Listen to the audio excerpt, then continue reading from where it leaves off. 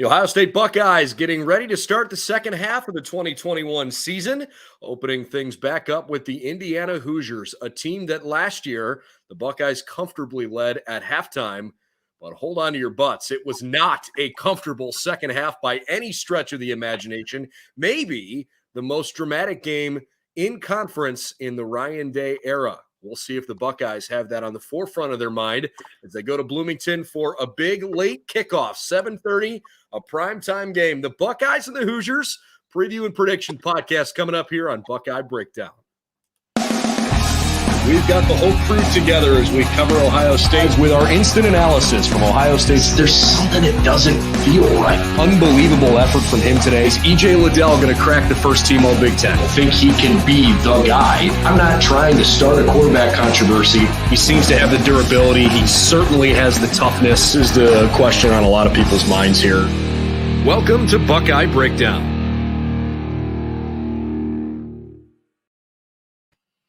We are back and ready to go. It's the second half of the season, game number 7 out of the bye week. The Buckeyes and the Indiana Hoosiers get ready for a Saturday night kickoff in Bloomington. Alongside our coach, Tommy Zagorski, I'm Brendan Gulick. Glad to have you on board for our preview and prediction podcast here on Buckeye Breakdown. As Ohio State tries to come out of the bye week with the same momentum that they went into the bye week on. Why don't we just start there, Coach? The idea of going into an off week with so much going for you, right? And then stopping, right? You got a week to get healthy. You got a week to spin it however you want, self-scout. But the reality is the Buckeyes were in rhythm, and then they had, an awfully long time here between games. How difficult is it to come out of a bye week and truly pick up right where you left off? It tests the maturity of your football team, Brendan. And you start off early. When you have the opportunity to go into a bye week with that kind of momentum, you look at what kind of football team you have. And I'm sure Ryan Day and his staff sat down, they looked at each other and said, what kind of team do we have right now? Do we have a team that we feel is peaking? Do we feel that we have a team that is growing? Do we feel that we have a team that we need to start over? Do we have a beat-up team? Do we have a physically, emotionally, mentally tired team? Wherever they're at that point, you look at it, you attack it, and you make sure you're ready to go. Coming out of that bye week, sometimes you can be a little skittish, but right now it's going to be really important to see whether or not this Ohio State defense and, of course, this offense can continue to be on the upward trend and come out guns blazing at 7:30 in Bloomington. Indiana is not the team that they were last year. They've been plagued by injuries. Michael Penix Jr. is really the catalyst that made their offense go. He's no longer able to play right now because of an injury. They've been beat up front on the offensive line. They've struggled at running back as well. The depth has been challenged. Right now, I believe they have a guy playing who was at an open school tryout, which is kind of like the movie Rudy, where the guy came in, he ran around, he tried out, and they said, hey, you can be a Hoosier. So right now, it's not exactly what Tom Allen and Nick Sheridan and the rest of that offense were hoping for at the beginning of the season. But really, it's an Indiana team that truly, they use the mantra LEO. They do love each other in that building. They're a group that plays incredibly hard together. They're just not clicking at the level that they did last season. And they have a really, really good Buckeye team coming in. The one thing they're hoping for is that this proverbial hangover from the bye week is going to give them an opportunity to kind of jump out early, a la the Big Ten game and the Big Ten Network game on Thursday night a couple of years ago when Indiana's going toe-to-toe with them. With the legendary Mike DeBoer, who's still in our prayers, who was the IU offensive coordinator at the time. But realistically, I don't see that happening. I think these Buckeyes are going to come in ready to play some football. You mentioned the general health and all the things that you think about when you're going into the bye week.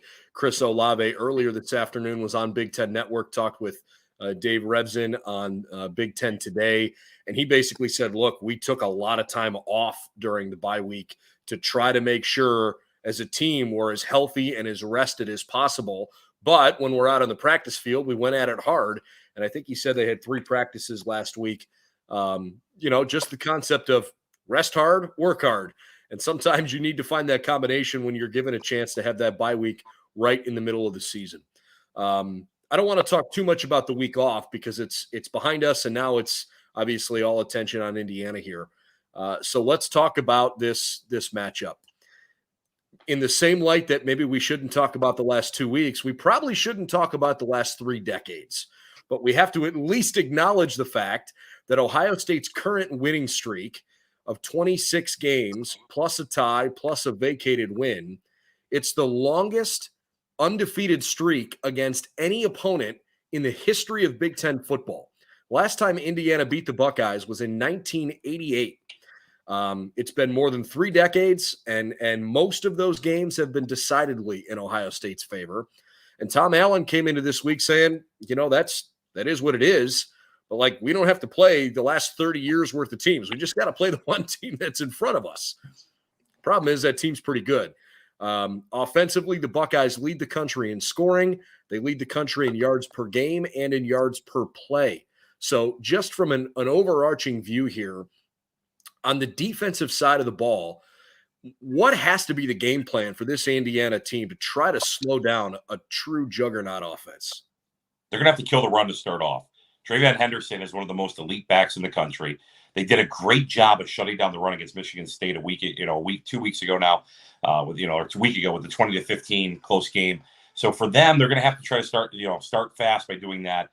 Tom Allen's a great defensive mind. He's built his head and hung his hat on great defensive football teams that play physical football. He plays with great linebackers. His son is one of them. Micah McFadden's another one of them, who just are talented kids who play really hard, play aggressive, play a fast brand of football. This is one position, and people are going to get upset that I say this. It might be one position that actually Indiana may be more talented than the Buckeyes going into this game. Now, obviously, the linebackers don't play each other, but going into it, they're going to have to come up with different schemes from a blitz standpoint to try to confuse the offensive line. And they're going to have to try to rattle C.J. Stroud. And it's something that really hasn't been done yet by anybody this year. And I think when they get into this, they're going to try to figure out a way to decide, are we going to die by the pass or are we going to die by the run? And everybody's been dying by both against the Buckeyes, except for that, faux pas, if you will, against our friends from the West Coast.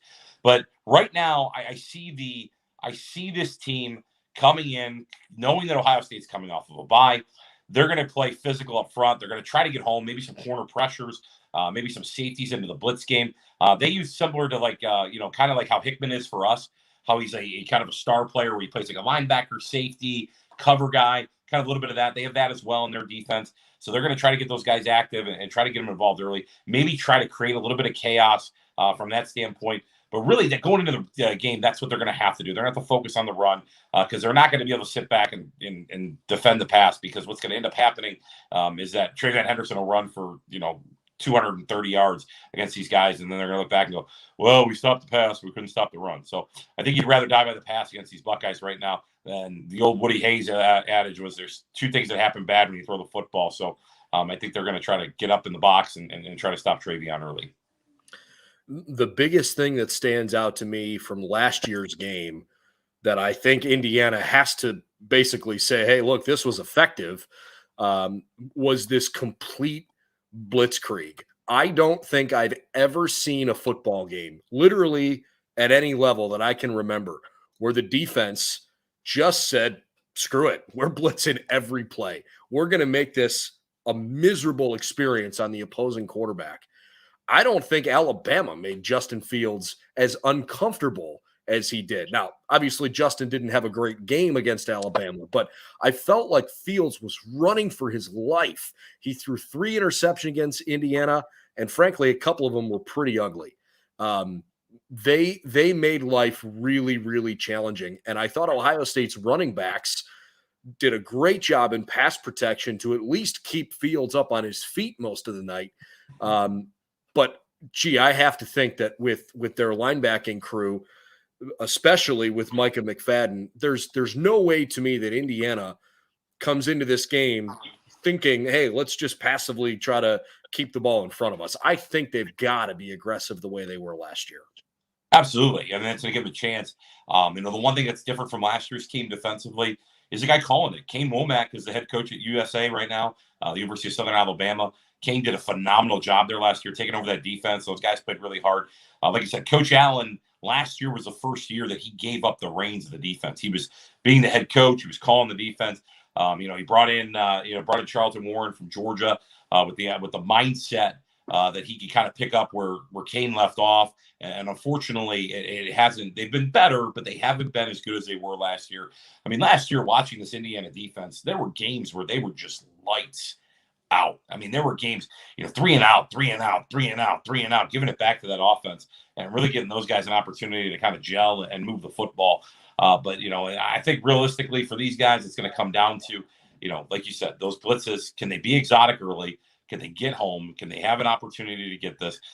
I wouldn't be shocked if Ryan Day tries to take a couple shots on them early, give a 7-man protection, keep the tight end in, keep the running back in, allow them to just kind of let CJ pat the ball a little bit and let Chris Olave, let Garrett Wilson, let Jackson Smith-Njigba, whoever it may be, let them have the opportunity to go make a play in space and start this thing off the way they want to. The one other thing about being an elite culture like Ohio State is right now, you get to the point where you want to go play. These guys are looking forward to this game. Like, these guys haven't played in almost 2 weeks. And it's one of those things where, hungry dogs hunt best. And I know that's an old saying that they use down in the South, but we're going to use it today because I really do feel that there are players like Chris Olave who literally spent probably half the weekend, half the bye week signing autographs for people at different random places. Now that they legally can do that, he's sick of probably doing this. He wants to go do this and go OH in the end zone. So I'm excited to see these guys get after it tomorrow night. I am really interested in that similar light to see how aggressive Ohio State is out of the gate, because I feel like Ryan Day and this offense have to be foaming at the mouth. To your point, hearing all the noise about, the second half schedule is going to be so much tougher. I'm not saying that it won't be, but this team is so much better and so much different and, frankly, so much healthier than they were a month ago. Tyreek Smith, Mayan Williams, who both missed last game, and then, of course, Haskell Garrett and Cameron Brown, who both got hurt in that last game against Maryland. All 4 of them are expected to be healthy and ready to play against Indiana. There are the Buckeyes will put out their game day status report 3 hours before kick, so that's 4:30 Eastern time tomorrow. But there's no major injuries that are expected, in terms of that report. That's great news for the Buckeyes for sure. And they're going to start with an Indiana team that I think has much more talent than their record indicates. I'm sure by now, if you've been getting ready for this game, you've heard it ad nauseum. They're 2-4. They don't have a Big Ten win. And of course, their 4 losses are all the top 11 teams in the country. They got rototilled by Iowa in the first game of the year. They got shut out by Penn State 24-rip. The other 2 losses were fairly competitive games. You referenced the one against Michigan State last week. And then Cincinnati, they lost 38-24 in a game that for a while they looked like they might win. And then their 2 wins, they pounded Idaho and they got past Western Kentucky.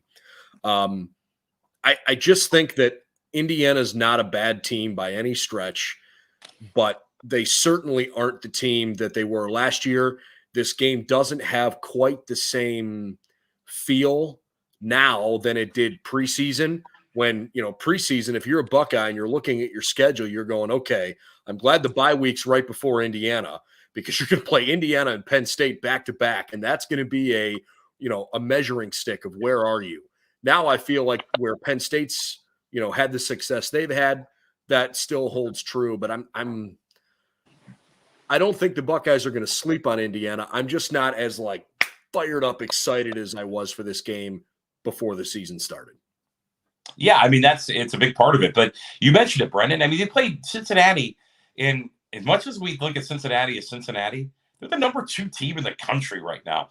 And realistically, if Michael Penix doesn't turn the ball over in that game, they're not the number 2 team in the country. They're a 1-loss team who's going to be sitting on the outside of the college football playoff. But they went and won this game.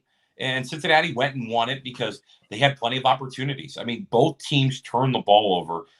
I mean, just an astronomical amount in that game between fumbles and interceptions and just sloppy football play.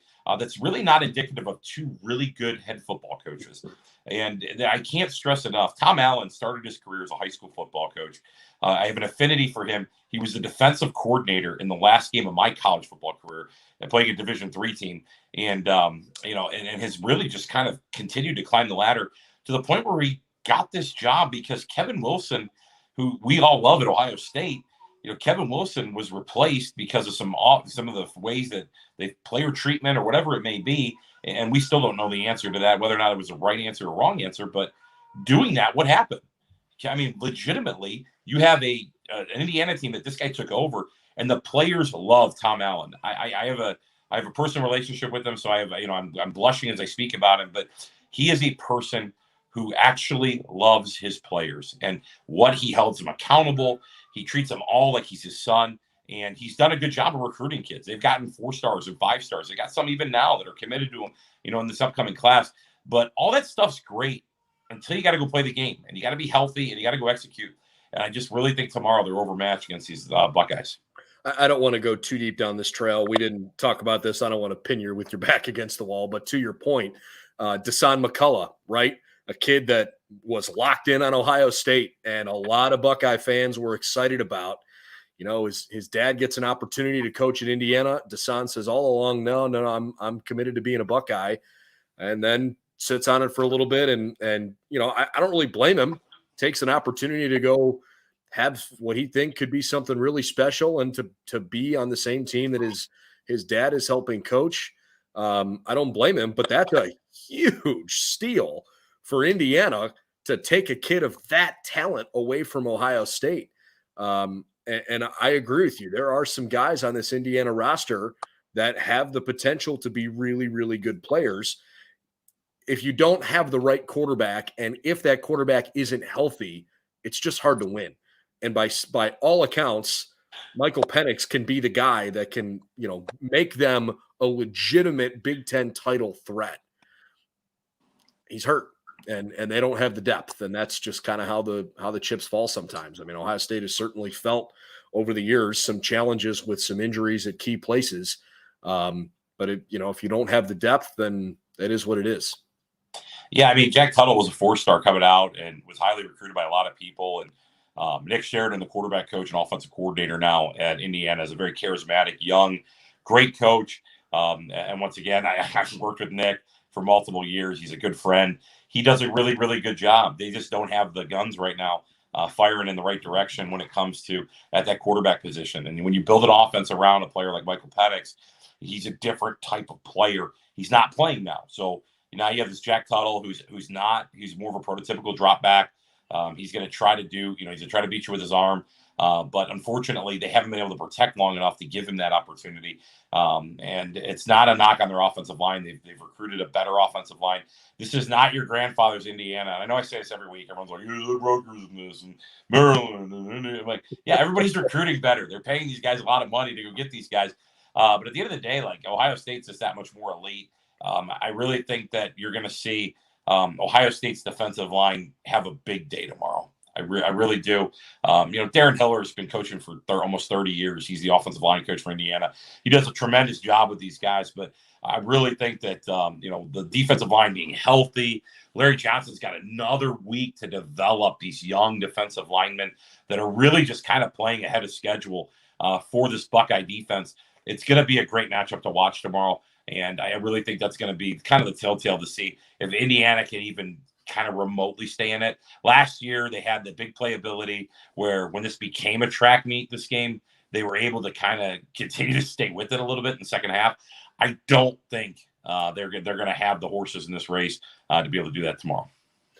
Can we talk a little bit about Tyleik Williams? Tyleik has been unbelievable and was one of 8 guys today that was named a mid-season All-American. I feel like as the years gone along, there were guys on the defensive line we had big expectations from. Some of them have fulfilled those. Others have had to catch up a little bit. I don't know if I personally expected from Tyleik Williams the kind of production we've seen from him. To me, he's been the most fun guy to watch because of what he has showcased an ability to do. I think coming into the season, we felt pretty cognizant of, okay, this is a Zach Harrison, Javonte Jean-Baptiste, Tyreek Smith defensive end room to lead the way. And, Haskell Garrett, Teron Vincent, Jaron Cage probably pushing things inside. Right now, I think I want Tyleik Williams on the field more snaps than not. I mean, he's got an exciting blend of physicality, as well as he can move, he can bend. He does a good job. He uses his hands well. He's a relentless pass rusher. He can still defend the run. It's not like Ohio State's vulnerable when he's in the run. But there are certain guys that just have a suddenness about them, and a lot of it comes with length. And I don't know this personally. I'm going to guess that if you measured Tyleik Williams' arms, you'd be blown away by how long his arms are. Because what it does is it gives you that leverage to go put hands on people and be able to work the snaps, be able to work the different moves that right now Larry Johnson is teaching these guys. And that's what he's doing. I mean, he's executing it at a really high level. And he's not the guy. He's not the guy after recruiting. Like, yeah, everyone's a 4-star, everyone's a 5-star. But like the recruiting deal, nobody was talking about him going into the season. No one's talking about who this guy was. Like you said, you mentioned 8 defensive linemen without him as one of them. And those are all really great defensive linemen. By the way, didn't mention JT Tuimoloau or Jack Sawyer. And that's what I'm saying. Like, I mean, his classmates were far more celebrated than him. They're busy signing car deals and holding out till July to get the signing date, and they're going to play basketball. Okay, you're going to go play basketball. Sorry. But anyways, you go through this, like, realistically, like, this kid just goes, hey, I want to go to Ohio State. I want to play defensive line. And he's done a really good job at it. He's done a phenomenal job at it. And he's going to continue to develop. He's going to continue to grow. And this is going to sound crazy. People are going to hold me to this. Tyleik Williams is going to be a day one draft pick one day because of the way he's playing right now, and he continues to develop. You let him continue to develop under the Mickey Mariotti system from a strength aspect of it. Like, he's going to be this guy where it's going to be the 16th pick. The Washington football team takes Tyleik Williams out of, whoever it may be. Like, that's going to be who he is. And you look back and go, like, wow, I can't believe he was that good of a player at Ohio State. Just to give the love where it's due on the other guys here, Chris Olave, Nicholas Petit-Frere, Garrett Wilson, Travion Henderson, C.J. Stroud, Denzel Burke, Emeka Egbuka, and Tyleik Williams were the 8 guys that were added to either the Athletic or the 247 Sports mid-season All-American teams. Egbuka, by the way, not as a wide receiver, although it was mentioned obviously that he's got an 85-yard reception this year, but his was on the special team side. CJ Stroud and Travion Henderson seem to be in a position right now where they might rename the Big Ten Freshman of the Week award after them. It was nice of the Buckeyes to have the week off to give someone else a chance to win that. I'm pretty sure the Buckeyes are 6 for 6 in the games that they've played, winning the Freshman of the Week award. And Denzel Burke right now has a legitimate gripe as maybe the best defensive back in the conference. I don't know if it's a slam dunk, but he has been outstanding. And there's no way you're moving forward as a defense without him on the field either. So while the present is bright, the future continues to look pretty good too. It does. It's a great group of guys that are really excited. Excuse me. Sorry about that. We had a great group of guys that are playing hard, that are playing together, and they're developing. And this is why, like, I know I talk about development a lot, and that's because I'm a coach at heart. When you talk about developing people, that's why they pay these coaches this much money. They have to recruit at an incredibly high level. They have to, once they recruit these guys, retain them, make them happy to be at whatever respective university you're at, and then make sure you're maximizing their God-given potential. And I really think that that's what you're seeing this coaching staff do. This is why Ryan Day is a true teacher, and he's going to surround himself with true teachers as well. He doesn't always have the sexiest of hires when it comes to the guys that he brings in as assistant coaches. He hires the guys that he knows he can teach. And right now, he's got a great group of guys that are teaching. He's got a receptive group of players that are learning, they're listening, and they're humble enough to get better. And really, watching the way this team's playing right now, they're playing their way into what could be a really, really fun October, November, December, and January. I think we've kind of hit a number of the different things here for this upcoming weekend before we kind of shift toward our thoughts maybe on Big Ten football this weekend. I'll go first this week because last week I made you go first in the prediction angle. I've picked 49-20. I think Ohio State's offense is going to do what they do. I think they're going to be just barely above average for where they are, routinely scoring more than 45 points a game. I just don't see Indiana being able to slow down the Buckeyes. I watched the Iowa game and the Penn State games closely. I did not watch their Michigan State game with, the utmost closeness. Just kind of saw the highlights from that. But I am of the opinion that Ohio State's big strike capability offensively and their now routinely consistent showing of scoring a defensive touchdown almost every single game so far this year, I don't think Indiana is going to be able to keep this one close. I don't know if this is going to be a Rutgers scenario where the Buckeyes, blink twice and it's 14-0, like literally a minute and a half into the game.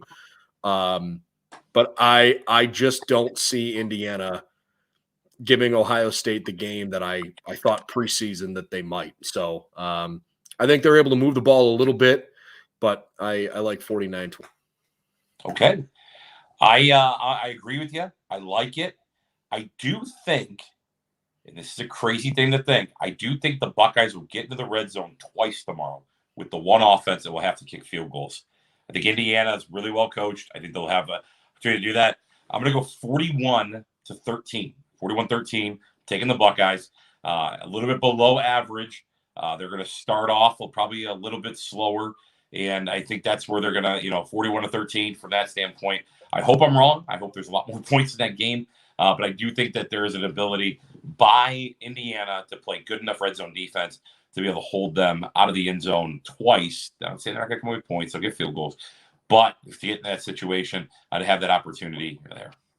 So you're taking the under. 59.5 is the over-under. I've never placed a bet in my life. I'm not a sports bettor. Don't take your advice from me just because you think I said something. I'm just telling you what I think and feel. But, man, I would just never, ever, ever, ever bet the under in a college football game.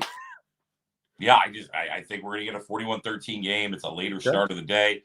I'll take the under on it. And I know that's crazy to think about. The one thing I have to admit, when we do these predictions, I do not, I stress this enough, I do not look at the wise guys lines. And I've never looked at the wise guys lines because it gets caught in your head. The second it gets caught in your head, it lives there and it marinates and it convinces you one way or the other what you really need. So for me, I'm going to go, like I said, I'm going to go 41-13. I think those two red zone stops are going to be big. I could be really wrong. People could write in there right now and say, hey, you're an idiot. They scored 60 points and all this other stuff. But I'm going to say that. And I think that it's going to be a really sound win. I think Ryan Day is going to run the football to get out of this game and get ready to go play a very, very talented Penn State team. Okay, let's go big picture here for a second. Because Ohio State's played half the year, and even though they lost a game, the offense was not the reason they lost. I think there's a lot of fluff in the media. There's a lot of hype. And a lot of people look at Georgia and say, oh, this defense is unbelievable. By the way, they are. And those guys can stop anybody. Literally, from a coaching perspective, if you are scouting to try to figure out how to beat the Buckeyes, right? You're looking at their offense saying, okay, this team can score on literally any play from anywhere on the field. So schematically, how do you try to beat them? And what other college football teams have you seen this year that you think either have that scheme down or have the guys that can get it done? I really think Georgia's the only team that I see right now. And I'll even argue a healthy Alabama team. They've got enough guys in the box that are going to play physical enough football to shut down the run.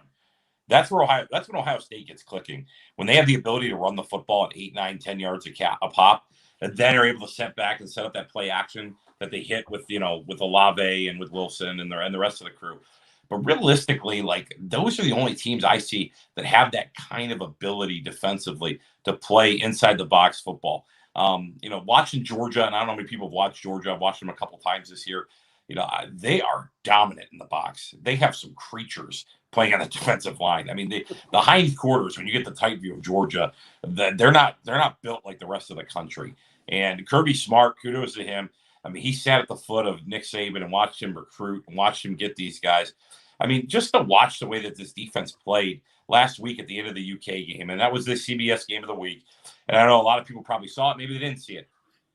The way that defense plays, Kentucky ran the ball on the 1 yard line as the game's getting ready to expire. And Georgia comes up with a stop, and they go crazy. Mark Stoops calls a timeout. All right, now there's enough time for them to throw. They come in, they throw everyone's favorite 2-point play where you put 3 tight ends or you put 2 tight ends in a bunch set away from it. You throw it to the now screen to who you're the guy that you think has like the mentality to score. They score a touchdown on it. All right, they steal a touchdown. Like anybody in America, when you're in that situation, probably is going to score on it. Last year, I did a study on 2-point plays in the National Football League.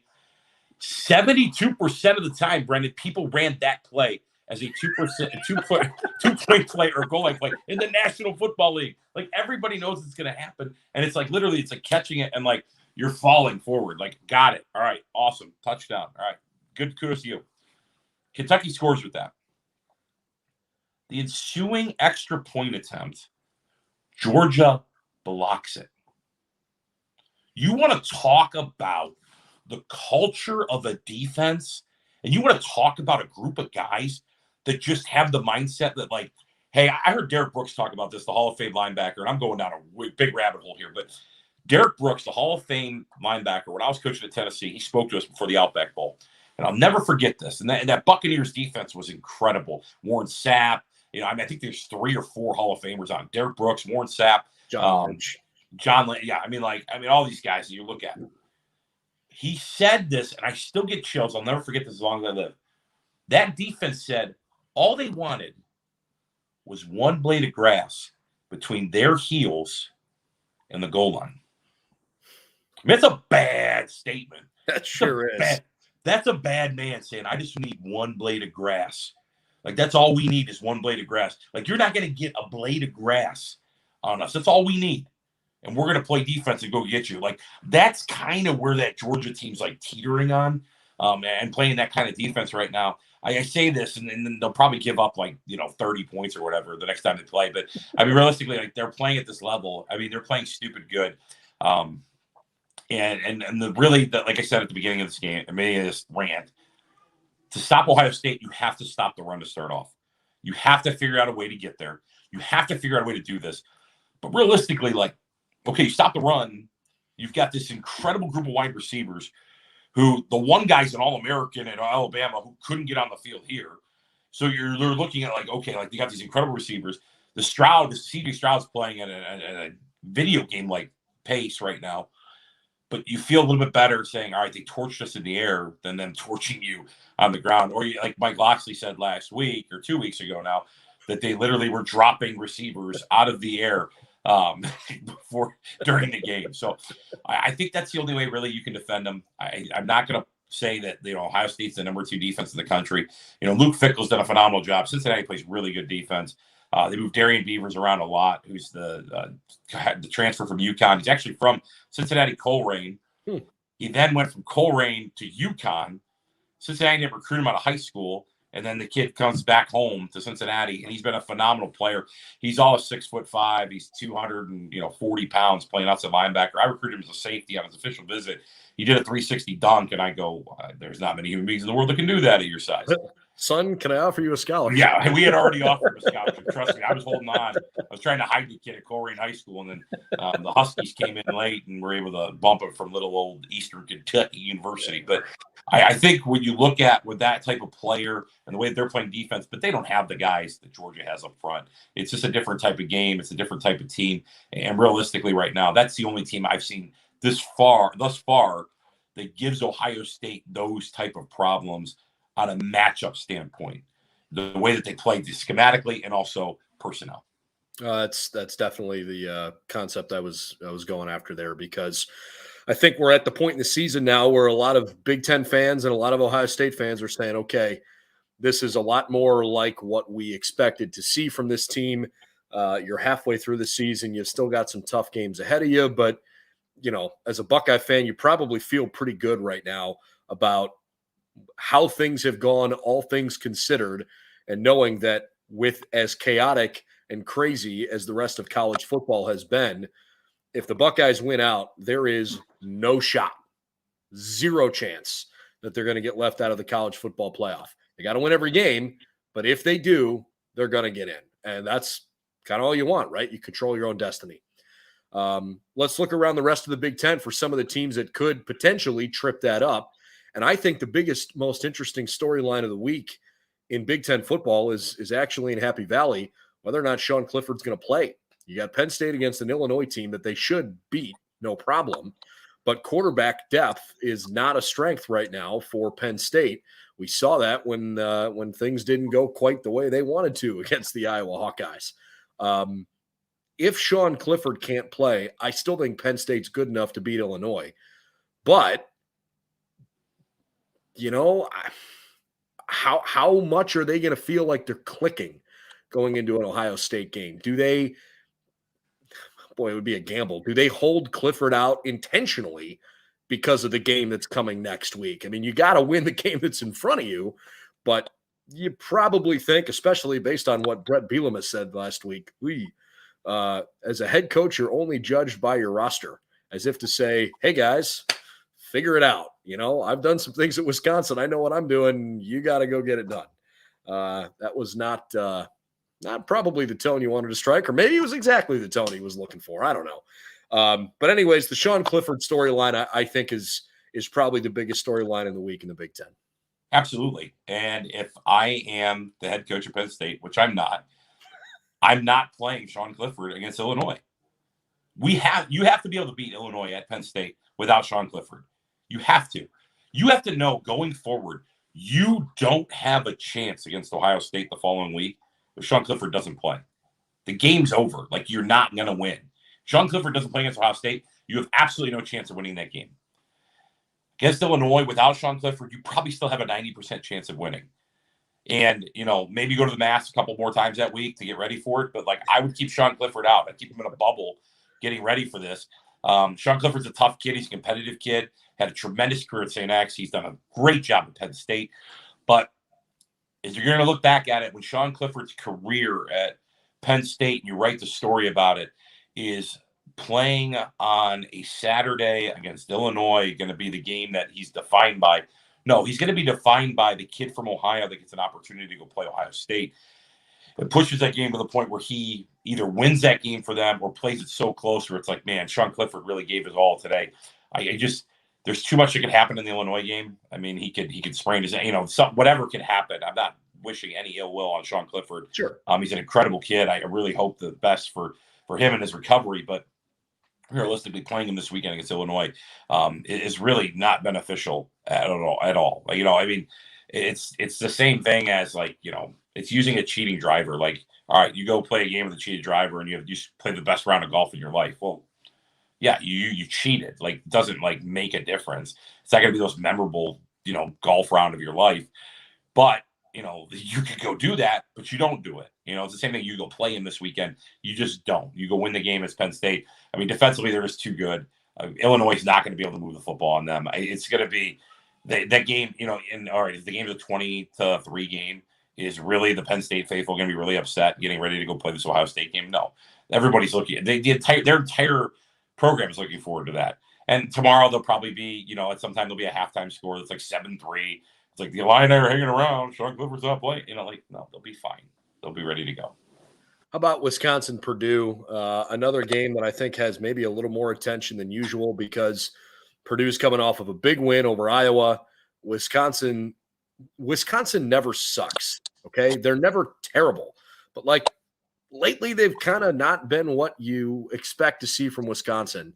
And I'm totally removing, last year from the equation where things were an unmitigated disaster for them. They were probably impacted more than any other team in the Big Ten by COVID last year. But it really just hasn't been very good. Offensively, they are kind of a train wreck. Defensively, they're still very good. Purdue is ranked. They're nationally ranked. Beginning of the season, I can promise you I wouldn't have predicted that. David Bell continues to look like one of the best receivers in college football. But I look at Purdue, and I don't know, the rest of Purdue, I'm not that concerned as a Buckeye fan, even though they're on the schedule in a little bit. Yeah, I mean, Brian Brom's a great offensive mind. He's going to put those guys in good situations. The game will be closer than it needs to, but Purdue will be able to kind of outlast Wisconsin right now. Wisconsin's playing without any confidence at all. They're more worried about announcing that Barry Alvarez has named a stadium after himself and things of that nature. There's just other things that there's more concern right now Wisconsin than them actually winning football games and playing football. So I'm going to say I'll take the Boilermakers. Like you said, Brian Brom, I think, is one of the best minds in offensive football, and he's going to have some stuff dialed up tomorrow to kind of get it going. And they'll win this game the way they need to win it. And from that standpoint, but like you said, I know every week you're the biggest Wisconsin hater out of anybody, Brendan. I always think every time we see Wisconsin, I think if we go back, I believe you did say Wisconsin stinks earlier this year. And there's not, really there are times when they say that. I'm sure Paul Christ has made the same comments about his team, not publicly, but to his close confidants in Madison. We're going to get away from that as quickly as possible. But you're right. I might have said that, but I might not have. I don't know. All right. You got a team in Ann Arbor that has had a good start to the season, and they've got one more game before their bye. I'm sorry. No, in 2 weeks, they've got Michigan State, which is going to be a huge game. I'm looking at Michigan's schedule here, and they must have had their bye already. I must have missed that. Last week when the Buckeyes had theirs. Oh, right. Yeah, of course. They were off last week. I'm looking at the schedule looking forward here. So they've got Northwestern at home this week. Obviously a huge game that Jim Harbaugh thinks is truly the rivalry game. That's next week for them. They'll play Indiana at home. They've got Penn State on the road. Then they go to Maryland before finishing up the season with the Buckeyes. Northwestern's had a pretty bad year.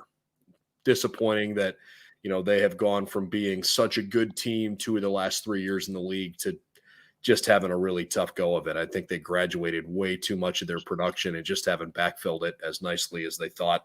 But I have also publicly said several times how much I love Pat Fitzgerald, maybe more than any other coach in the Big Ten other than Ryan Day. I'm a big Pat Fitzgerald fan, and I think they're going to get it going at some point. I just don't think it's going to be this weekend. I agree. Fitzy's a great coach, great physical coach. I think if, Harbaugh thinks he's a big man, I think if those two go at it physically this weekend, I'll still take Fitzy. But realistically, I just Northwestern does not have the horses right now to go play in that race. And Harbaugh's going to talk about that game. And the reason he talks about that game, if you're a Michigan historian, and everyone's vomiting in buckets right now as I say this on Buckeyes Now, but last time Michigan won a national title, there was a play late against Northwestern where a player from Northwestern took a swing on an offensive lineman from Michigan. It was a guard away from a play.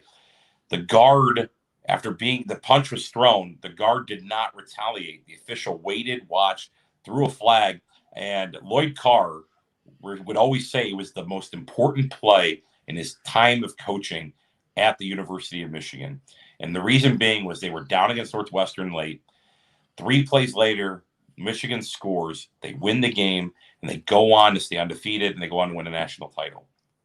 I say all this not to make Buckeye fans upset, but that is once again Harbaugh leaning on the tradition that is Michigan, that he has not added to at all as a head coach in his tenure right now. So that's why he probably hangs more onto that Northwestern. There's been some great games between them over the years, but realistically, the only way you can call it a rivalry is when you have actually a chance to win the game. So. Well, let me clarify. It's next week's game against Michigan State that Harbaugh has called his rivalry game. Yeah, he just doesn't like to talk about the Buckeyes as his rivalry game anymore, which leaves a lot of people scratching their heads. I think he's got a good team defensively. They have taken a serious step forward defensively this year. And admittedly, their stats offensively are impressive. I just don't think they've done it against the best competition yet. And frankly, there's probably a lot of people saying the same thing about the Buckeyes. The last 4 weeks against Tulsa and Akron and Rutgers and Maryland, when the Buckeyes have looked like world beaters offensively, there are probably people that want to see Ohio State do it against the better defense. And I get that. I hear that. I just think Ohio State, in watching both of those two teams, I think the Buckeyes have better quality right now. And, hey, as an Ohio State fan, I hope Michigan's undefeated going into the last game of the regular season. You want to ruin their season for one, And two, it's going to make that, that game mean that much more and that win look that much better to a national committee. If the Buckeyes pulled that off and won the Big Ten, maybe they could be a number 2 seed in a college football playoff, which, could give them a more favorable matchup. You're hoping to avoid Georgia in a first game, assuming they do what they're supposed to do. No, absolutely. I mean, you said Michigan's defense is playing really well. Aiden Hutchinson might be the best defensive lineman in the Big Ten. And he's a local guy. He's from Divine Child in Michigan, up in Dearborn. And he's a guy that really has taken a lot of pride in trying to revolutionize that defense and trying to get him to play the right way. It's his second defensive coordinator since he's been there. And they're doing it. They're playing good defense. I don't want to jump ahead to next week, but I do think Michigan State, I think Sparty is going to come away with a win against Michigan. I just think Michigan State's running the football at a really elite level. I think they were just tired against Indiana last week. I think that their bye's hitting right at the right time for them. And I think they're going to be ready going into that game. I think it's going to be interesting, from that standpoint. I think Michigan wins at Northwestern. I think Michigan comes in. Both these teams come in undefeated. It'll be great to pump this game up for national television. But realistically, I'm going to take Sparty in that one as they go into it. Now, one of the things that's interesting about it, and I'll give a shout out to a local attorney here who graduated from Michigan State, who I was talking to this morning. He asked me, he goes, "Hey, who do you think's going to win Michigan State, Michigan?" And he's a Michigan State grad. I go, "Michigan State." And he goes, "You're just saying it because I went to Michigan State." I go, "No, literally, the one thing that's interesting about that game that you look at, the home and away, there's not really home field advantage in that game. The last couple of years, as you're going back and forth on that, it seems like the home team actually plays worse than the away team. So kind of an interesting dynamic, but we'll cross that bridge when we get there next week. Got a question here from Jason Williams. Wants to know what we basically think about the linebacker play and EA get healthy and learn the scheme. Not sure if I know. Go ahead. Meaning the Buckeye defense of our linebackers, correct? That's how I'm interpreting that, although I'm not entirely sure what he means by EA. Yeah, I would, like I said, linebackers are playing at a much better level. I think still Chambers is playing at a high level. It's good to see these guys continue to grow, continue to develop. It's the rest of the defense. They're being coached. They're learning. They're athletic. They're more athletic. They're playing faster. And Matt Barnes has taken a lot more off them schematically with blitzing them, not making them carry as much in man coverage. They're also not bouncing coverages as much, meaning when motions come across or banjo, whatever term you want to use for it. It's a term we use where you kind of have safeties pick or have linebackers pick stuff up. It's one of the things people don't realize when you're in zone coverage. The Mike linebacker a lot of times can have two different responsibilities depending on the routes. If it becomes a 3-man route or a 2-man route from that standpoint. So I think Matt Barnes did a good job of kind of protecting those guys a little bit and letting them play with a little bit more confidence. Jason says, correct, yes, big Ohio State fan, number 21 at the linebacker spot. Absolutely. So, all right. Let's see. Gray Bear says, which game is the trap game? I think there's a lot of people that might feel like that could be this week just because of who's coming next. I just have a hard time seeing Ohio State having a true trap game this year because of losing in week 2. Like, to me, the idea of a trap game is, hey, I'm looking past a team. I'm not taking an opponent as seriously. I realize there are a couple teams left on the schedule here with Nebraska, who's admittedly playing a little bit better, Purdue, who's obviously looking like a better team, especially after beating Iowa, and Indiana, this week not expected to be, a team to really contend with the Buckeyes. I realize those are 3 of the 6 remaining opponents that maybe you could say, okay, could one of those be a trap game? But I guess just given the stakes, and what has happened already this year, I don't want to put words in your mouth, but I don't know if I see a trap game. I would say, and this is going to sound really weird the way that I back this up, I'm going to say Michigan State is the trap game for Ohio State. People go, what? You just said they're going to beat Michigan. What are you talking about? Ohio State players don't look at Michigan State as a good football team. They do not fear Sparty. They never worry about them coming in here. Realistically, I think what's the last time that was a big upset by Michigan State? 1995. With the Katzenboyer team that lost to Michigan State at home. Realistically, I don't think there's a moment, or it might be 96. I might be dating myself wrong, but I'm sure somebody out there's type right out, you're an idiot. That's wrong. But regardless, I really think Michigan State's the one that's the trap game. And the reason I say that is they're playing good, fundamentally sound football. Mel Tucker's done a really nice job in that short period of time. He rebuilt that line.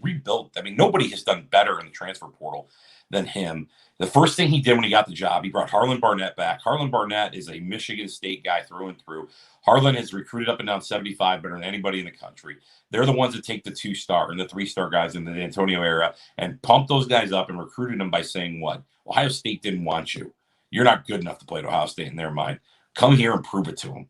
And realistically, that's kind of it. Like Michigan State's always going to be little brother. Michigan has a special place in people's hearts, and they might not admit it or not. It's a special place because there's that rivalry that just it's the game. I mean, there's no other way of articulating it.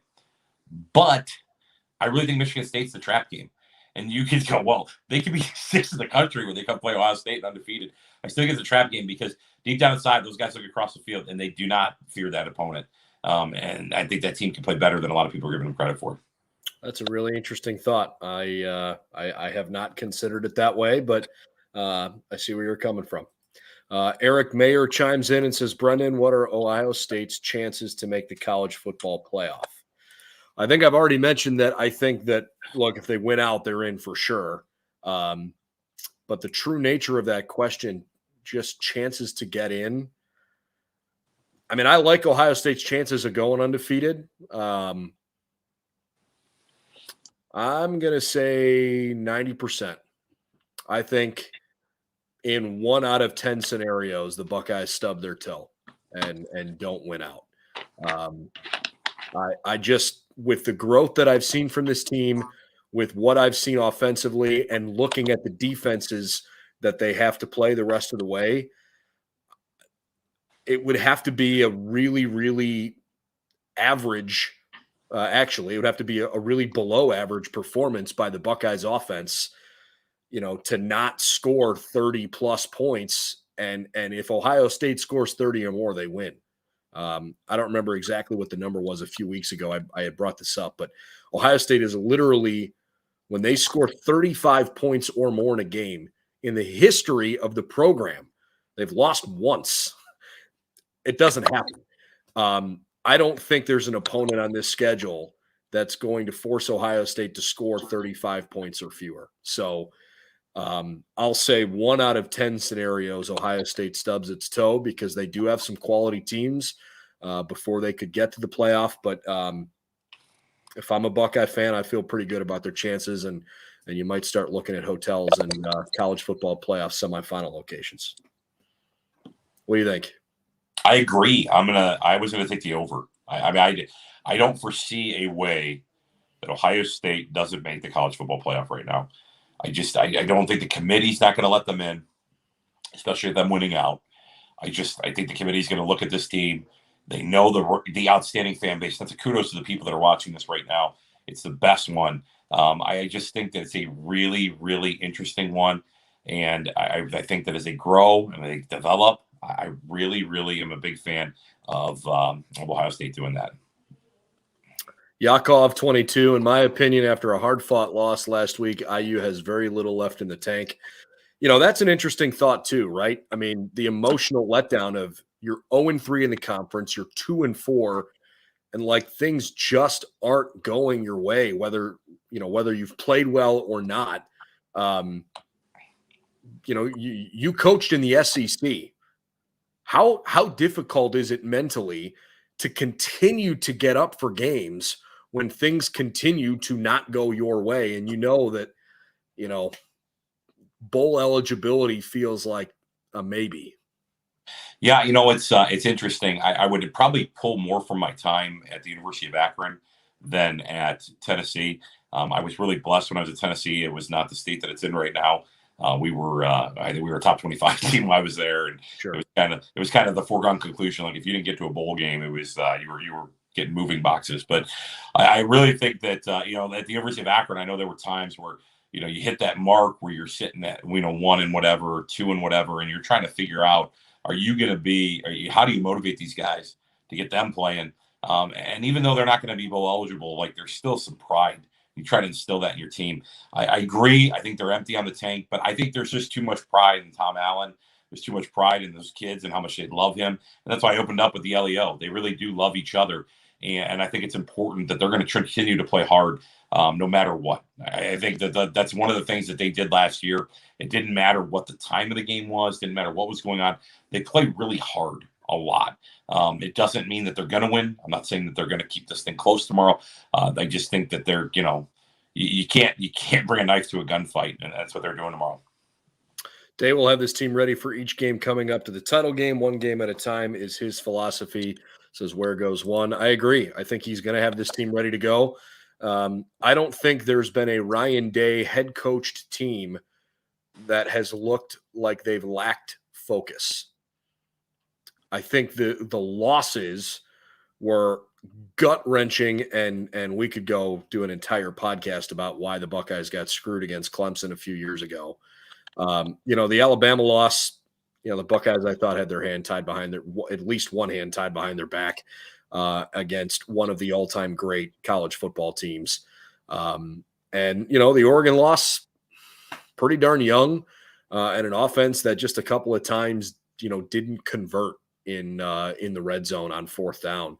But even at that, it was a tight game. So I don't think I've ever seen a Ryan Day coached team, at least in this, first 3 years here, that has lacked focus. And I expect that these guys, given the nature of a week 2 loss, and Haskell Garrett said it in the locker room right after the game, hey, this happened in 2014, guys. They lost week 2 and then ran the table and won the whole thing. We can do that too. I think there's some really good leadership on this team from both veterans and from younger guys, frankly, that their focus is going to be there. And they know that it's not just about winning games. It's about style points, if you want to call it that. And I think they feel like they need to, go put it on some teams. And I expect tomorrow that they're going to try to do that. Absolutely. And like I said, the maturity of your football team is built on that, and that's what they're going to do. All right. You said 41-13. I said 49-20. Those are our predictions. We'd love to hear your predictions. If you want to drop those in the comments, please feel free to share it. In the meantime, we've got lots of content covered for you or planned for you tomorrow during our coverage. It's a 7:30 kickoff tomorrow night. Back-to-back night games, which is great for all of you and means late nights for us, which we enjoy because it means the Buckeyes are very much in the thick of things. I don't want to get this wrong here, so let me make sure that I tell you the right thing, but I'm pretty sure it's the great Dave Pasch on play-by-play tomorrow. Let me double-check that. Let's see. We are... So many Dave Pasch fans listening right now. Well, here's the deal. If you're a Dave Pasch fan, you're a Bill Walton fan. And if you're a Bill Walton fan, you're my kind of guy or gal, because Bill Walton is he is probably the funniest analyst on TV. Tomorrow is, yes, Dave Pasch doing play-by-play on ABC, Dusty Dvorak on the analyst side, and Tom Luganville on the sideline. But, of course, voice of the Buckeyes, Paul Keels, Jim Lachey, Matt Andrews have you covered across the Ohio State Buckeyes radio network. That's locally in Columbus, 97.1 The Fan. But I'm sure you can find along the way what your affiliates are. You can stream that as well. Other scores pouring in: 55-21, 52-17, 56-17, 56-17. So lots of blowout predictions. I don't know if that's with your heart or with your head, but I tend to agree. The Buckeyes, I think, are going to win tomorrow in convincing fashion. For Tommy Zagorski, I'm Brendan Gulick. Thanks for tuning in. Preview and prediction podcast on Buckeye Breakdown. We've got lots covered for you tomorrow, and certainly hope you'll join us as Ohio State and Indiana kick off at 7:30 tomorrow night. See you after the game. We've got the whole crew together as we cover Ohio State with our instant analysis from Ohio State. There's something that doesn't feel right. Unbelievable effort from him today. Is E.J. Liddell going to crack the first team All Big Ten? I think he can be the guy. I'm not trying to start a quarterback controversy. He seems to have the durability. He certainly has the toughness. This is the question on a lot of people's minds here. Welcome to Buckeye Breakdown.